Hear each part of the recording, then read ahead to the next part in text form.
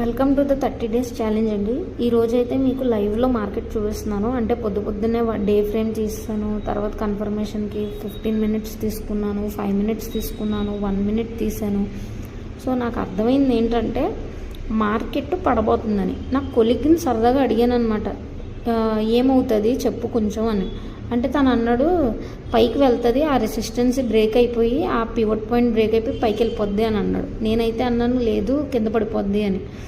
So ఇప్పుడు చూడండి, మీకు లైవ్లోనే చూపిస్తున్నాను. లైవ్లోనే నేను ఈ బాక్సెస్ అనేది గీసుకున్నాను, పైన ఒక లైన్ కింద లైన్. జస్ట్ మార్కెట్ స్టార్ట్ అయ్యాక లైన్స్ గీసాను అనమాట.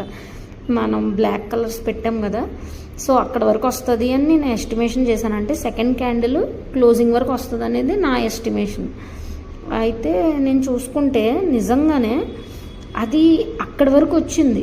లైక్ ఈ క్యాండిల్ క్లోజ్ అయ్యి కిందకు వచ్చే వరకు వచ్చింది, సెంట్రల్ పివట్ జోన్ వరకు వచ్చింది. అది చూస్తే అది క్రాస్ అయిపోద్ది అనుకున్నాను. కాకపోతే నేను టార్గెట్ పెట్టేసుకున్నాను.